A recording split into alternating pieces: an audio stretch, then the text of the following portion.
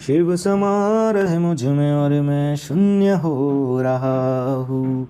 जय बोले दोस्तों, भोलेनाथ सबके साथ। तो गुरु भाई के 440 वोल्ट करंट अफेयर इस यूट्यूब चैनल में आप सभी का स्वागत है दोस्तों। तो दोस्तों आज दिनांक 31 मई 2022 के महत्वपूर्ण करंट अफेयर डिस्कस करेंगे। तो चलिए शुरू करते हैं गुरु भाई के जानदार और जबरदस्त जिंदाबाद लाजवाब 31 मई 2022 के महत्वपूर्ण करंट अफेयर दोस्तों।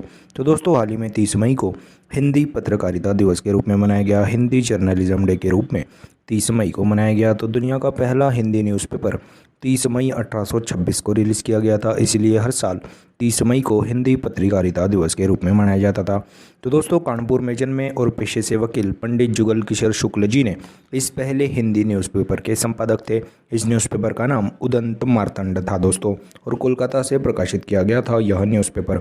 इसीलिए हर साल 30 मई को हिंदी जर्नलिज्म डे, हिंदी पत्रकारिता दिवस के रूप में मनाया जाता है दोस्तों। नेक्स्ट पे चलते हैं।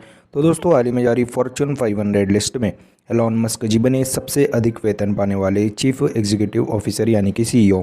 तो दोस्तों 2021 के सबसे अधिक सैलरी पाने वाले सीईओ एलॉन मस्क जी बन गए। तो दुनिया के करंटली सबसे अमीर व्यक्ति एलॉन मस्क जी बन गए 2021 के सबसे अधिक सैलरी पाने वाले सीईओ दोस्तों। तो टेस्ला और स्पेसएक्स के multi billionaire CEO Elon Musk ji बन गए सबसे अधिक वेतन सैलरी पाने वाले सीईओ की लिस्ट में अधिक टॉप पे। तो दोस्तों एलॉन जी फॉर्च्यून 500 लिस्ट में सबसे अधिक सैलरी पाने वाले सीईओ में टॉप पे है। 23.8 बिलियन डॉलर की सैलरी है दोस्तों मस्क जी की। और फॉर्च्यून 500 लिस्ट में टॉप 10 सीईओ में सारे टेक्नोलॉजी और बायोटेक्नोलॉजी कंपनीज़ के सीईओ हैं, जिसमें एप्पल, नेटफ्लिक्स, माइक्रोसॉफ्ट कंपनी के सीईओ शामिल है दोस्तों। तो दोस्तों यह तो पहले नंबर पे एलॉन मस्क जी है, टेस्ला और स्पेसएक्स के सीईओ 23.8 बिलियन डॉलर की सैलरी के साथ। दूसरे नंबर पर टिम कुक, एप्पल के सीईओ, उनकी सैलरी 770.5 मिलियन है। और जेनसन युआंग जी एनवीडिया के सीईओ है, 561 मिलियन डॉलर की सैलरी। रीड हेस्टिंग्स जी नेटफ्लिक्स के सीईओ, 453.3 मिलियन डॉलर इनकी सैलरी है। और लियोनार्ड शेफलर जी रिजनरियन फार्मास्यूटिकल्स के सीईओ है, जिनकी सैलरी 452.9 मिलियन है। और सत्य नडेला माइक्रोसॉफ्ट के सीईओ, जिनकी सैलरी 309.4 मिलियन डॉलर सैलरी है दोस्तों। तो दोस्तों हाल ही में जारी फॉर्च्यून 500 लिस्ट में एलॉन मस्क जी बने सबसे अधिक सैलरी पाने वाले चीफ एग्जीक्यूटिव ऑफिसर सीईओ दोस्तों। नेक्स्ट पे चलते हैं।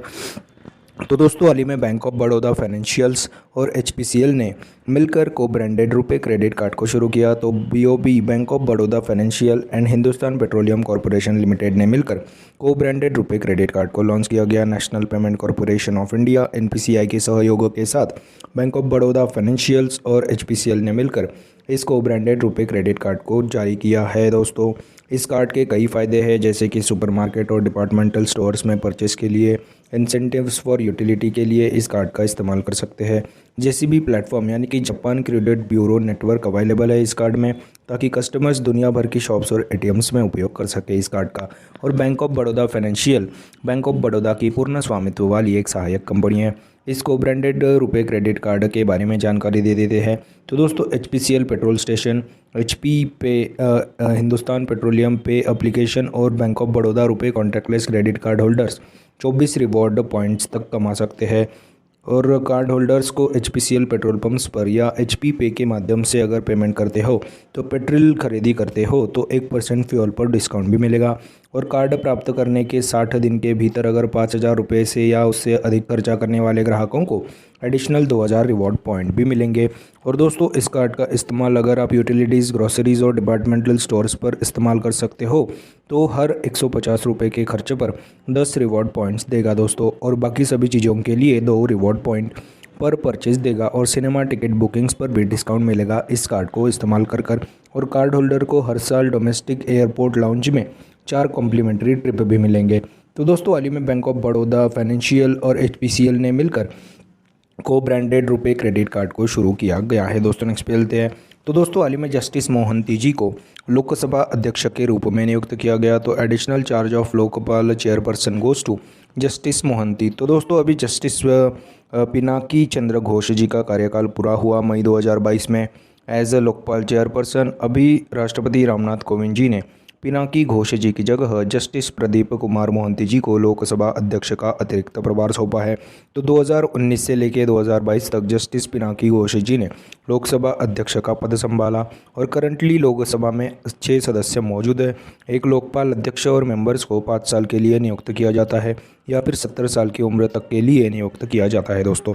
तो दोस्तों हाल ही में प्रदीप कुमार मोहंती जी को लोकसभा अध्यक्ष के रूप में नियुक्त किया गया है। इनको एडिशनल चार्ज दिया गया है दोस्तों। नेक्स्ट पे चलते हैं। तो दोस्तों हाल ही में जारी आरबीआई के बैंक नोट सर्वे के अनुसार 100 रुपये की नोट सबसे पसंदीदा बैंक नोट के रूप में पाई गई। तो दोस्तों the RBI bank note survey of consumers द्वारा यह नामित किया गया कि 100 रुपये की नोट सबसे पसंदीदा यानी कि फेवरेबल नोट है, यह ऐसा घोषित किया गया। और 2000 रुपये का नोट सबसे कम पसंदीदा नोट के रूप में सामने आया। तो दोस्तों आरबीआई के इस साल के एनुअल रिपोर्ट के अनुसार पता चला कि 100 रुपये की नोट मोस्ट फेवरेबल नोट है, जबकि 2000 रुपये का नोट सबसे नॉन फेवरेबल नोट है। और 2000 का नोट सिर्फ 214 करोड़ या फिर 1.6% of the total note currency note in circulations में ही आता है। तो दोस्तों 28 राज्यों और 3 यूनियन टेरिटरीज़ में यह सर्वेक्षण किया गया। 11,000 रिस्पोंडेंट्स को इस सर्वे के लिए चुना गया, जो कि रूरल, सेमी अर्बन और मेट्रोपॉलिटन सिटीज़ में से इन लोगों को शामिल किया गया। और 351 विजुअल इम्पेयर्ड रिस्पोंडेंट्स को भी इस सर्वे में शामिल किया गया था दोस्तों। और दोस्तों इस सर्वे में क्या क्या हुआ इसके बारे में जानकारी दे देता हूँ। तो दोस्तों इस सर्वे में 18 वर्ष आयु से लेकर 79 वर्ष आयु के लोगों को मौजूद थे। Gender representation of 60:40 for males to females शामिल किए गए थे। इस सर्वे में क्या क्या पता चला, तो 100 रुपये की नोट सबसे पसंदीदा, जबकि 2000 रुपये की नोट सबसे नापसंदीदा नोट थी। और कॉइन्स में 5 रुपये का कॉइन सबसे पसंदीदा कॉइन और 1 रुपये का कॉइन सबसे नॉन फेवरेबल कॉइन माना गया। और दोस्तों महात्मा गांधी की इमेज वाला वाटरमार्क और विंडोड सिक्योरिटी थ्रेड यह मोस्ट रिकॉग्नाइज सिक्योरिटी फीचर यह है, ऐसा पता चला। और 3% रिस्पोंडेंट्स को किसी भी बैंक नोट सिक्योरिटी के बारे में जानकारी नहीं थी। 10 रिस्पोंडेंट्स में से 7 लोगों को ही नई बैंक नोट से सेटिस्फाइड पाए गए। और विजुअल इम्पेयर्ड रिस्पोंडेंट्स को कागज़ की क्वालिटी और नोट के आकार के बारे में पता था दोस्तों। तो दोस्तों हाल ही में आरबीआई के एनुअल रिपोर्ट के अनुसार आरबीआई के बैंक नोट सर्वे के अनुसार 100 रुपये की नोट सबसे पसंदीदा बैंक नोट के रूप में पाई गई है दोस्तों। नेक्स्ट पे चलते हैं। तो दोस्तों हाल ही में सिद्धू मूसेवाला जी का निधन हुआ। तो पंजाबी सिंगर सिद्धू मूसेवाला जी का निधन हुआ। तो शुभदीप सिंह सिद्धू या सिद्धू मूसेवाला के नाम से जाने जाते वाले फेमस पंजाबी सिंगर का निधन हुआ। उनकी गोली मारकर हत्या की गई।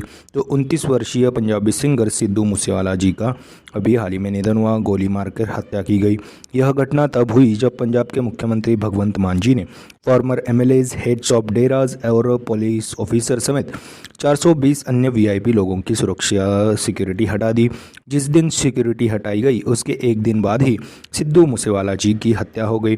तो पंजाब के मनसा जिले के जवाहर के गांव में हत्या की गई। 17 जून 1993 में जन्मे पंजाबी सिंगर शुभदीप सिंह सिद्धू या फिर सिद्धू मूसेवाला के नाम से फेमस सिंगर का निधन हुआ हत्या मार के। और मनसा जिले के मूसवाला गांव के रहने वाले थे, इसीलिए इन्होंने नाम अपना सिद्धू मूसेवाला के नाम पे रख दिया।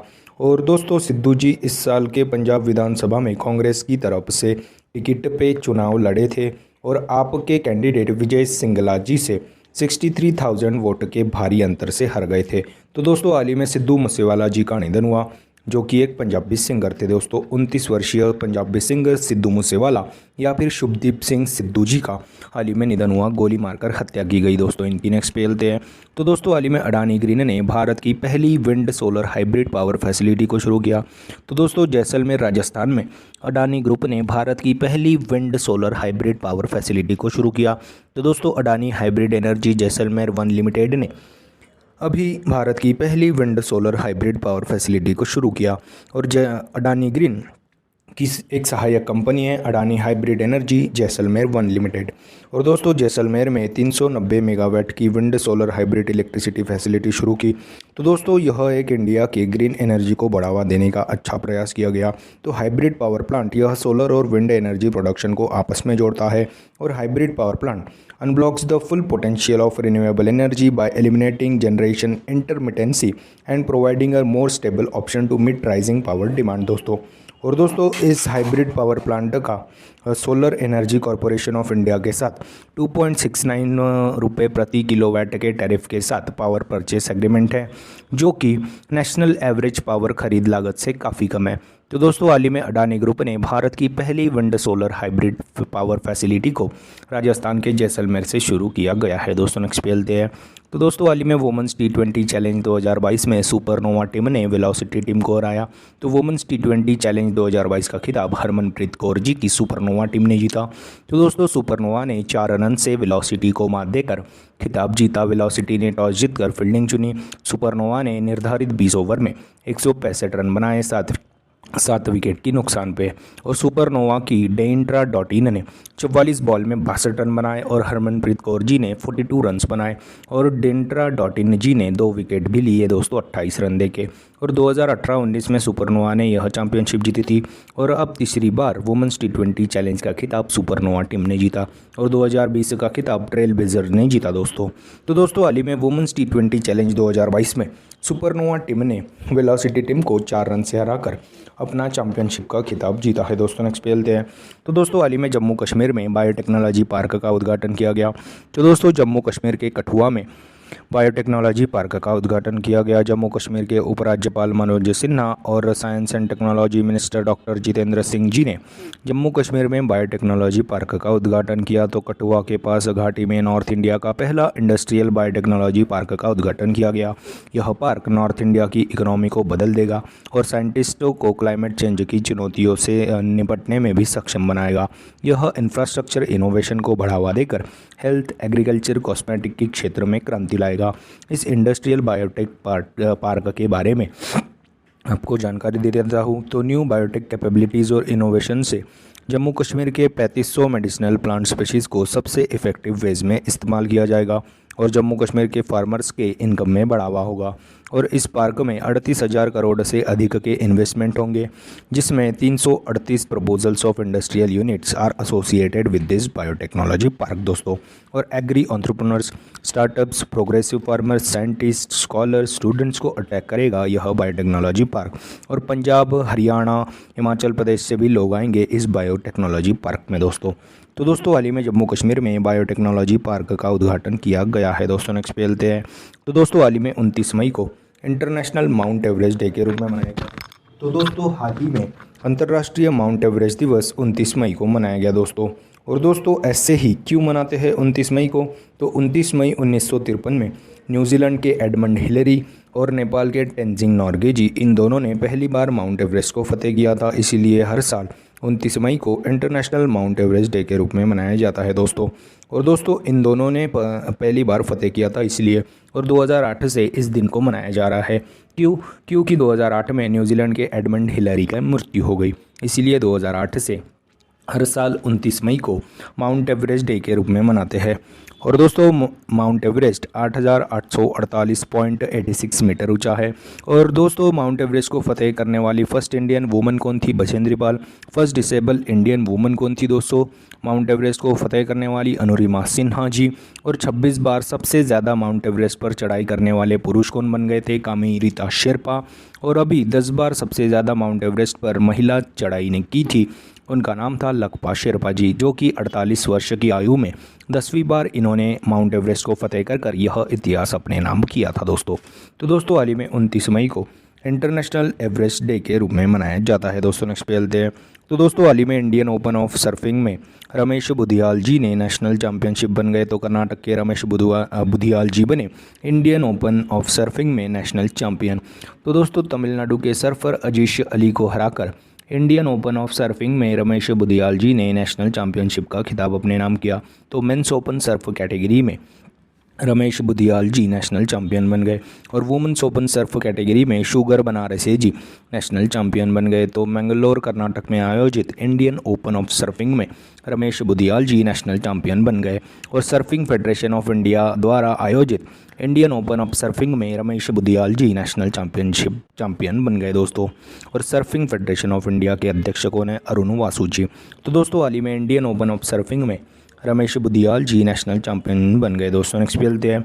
तो दोस्तों हाल ही में 30 मई को गोवा दिवस के रूप में मनाया गया। तो 30 मई 1987 को गोवा पूरी तरह से मुक्त हुआ था, इसीलिए हर साल 30 मई को गोवा दिवस के रूप में मनाया जाता है। तो आज़ादी के 14 साल बाद यानी कि 19 दिसंबर 1961 को गोवा पुर्तगाल से आज़ाद हुआ था, इसीलिए 19 दिसंबर को गोवा लिबरेशन डे के रूप में मनाते हैं। तो दोस्तों गोवा यह सबसे छोटा राज्य है दोस्तों इंडिया का, और अकॉर्डिंग टू एरिया, और गोवा चौथा सबसे छोटा राज्य है अकॉर्डिंग टू पॉपुलेशन। और 30 मई 1987 को गोवा पूरी तरह से आज़ाद हुआ, स्टेट बना था दीव और दमन को यूनियन टेरिटरी घोषित करने के बाद दोस्तों। तो दोस्तों हाल ही में 30 मई को गोवा दिवस के रूप में मनाया गया दोस्तों। 30 मई 1987 को गोवा का फाउंडेशन डे के रूप में मनाते हैं दोस्तों। तो दोस्तों यह थे 31 मई 2022 के महत्वपूर्ण करंट अफेयर्स दोस्तों। आज अपन क्या पढ़े उसकी एक बार रिवीजन कर लेते हैं। तो हाल ही में 30 मई को हिंदी जर्नलिज्म डे के रूप में मनाते हैं। हाल ही में जारी फॉर्चून 500 लिस्ट में एलॉन मस्क जी बने सबसे अधिक वेतन पाने वाले चीफ एग्जीक्यूटिव ऑफिसर। और हाल ही में बैंक ऑफ बड़ौदा, फाइनेंशियल और HPCL ने मिलकर को ब्रांडेड रुपए क्रेडिट कार्ड को शुरू किया। और हाल ही में जस्टिस मोहंती जी को लोकसभा अध्यक्ष का अतिरिक्त प्रभार दिया गया। हाल ही में जारी RBI के बैंक नोट सर्वे के अनुसार 100 रुपये की नोट सबसे पसंदीदा बैंक नोट के रूप में पाई गई। और दोस्तों हाल ही में सिद्धू मूसेवाला एक पंजाबी सिंगर जी का निधन हुआ, इनकी हत्या की गई।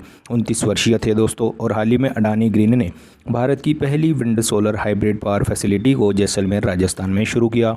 हाल ही में वुमेंस T20 चैलेंज 2022 में सुपरनोवा टीम ने वेलोसिटी टीम को 4 रन से हराकर वुमेंस T20 चैलेंज 2022 का खिताब जीता। हाल ही में जम्मू कश्मीर में बायोटेक्नोलॉजी पार्क का उद्घाटन किया गया।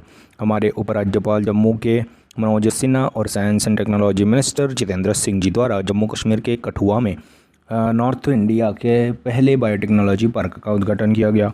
हाल ही में 29 मई को इंटरनेशनल माउंट एवरेस्ट डे के रूप में मनाते हैं। और हाल ही में इंडियन ओपन सर्फिंग जो कि मैंगलोर कर्नाटक में आयोजित इंडियन ओपन ऑफ सर्विंग में रमेश बुदियाल जी ने नेशनल चैंपियनशिप बन गए। और हाल ही में 30 मई को गोवा दिवस के रूप में मनाया जाता है दोस्तों। तो दोस्तों यह थे 31 मई 2022 के महत्वपूर्ण करंट अफेयर्स। आशा करता हूँ आपको पसंद आए होंगे। अगर पसंद आए होंगे तो दोस्तों लाइक कर दीजिए, कमेंट कर दीजिए। और दोस्तों ऐसे ही day to day current affair classes, उनकी रिवीजन क्लासेस और जनरल नॉलेज क्लासेस पढ़ने के लिए गुरु भाई के 440 वोल्ट करंट अफेयर इस चैनल को फॉलो कीजिए, सब्सक्राइब कीजिए। और one liner current affairs PDF पाने के लिए हमारे टेलीग्राम चैनल को फॉलो कीजिए दोस्तों। Link is in the description box below. This is गुरु भाई साइनिंग ऑफ। जय शंकर महाराज दोस्तों, जय बोले।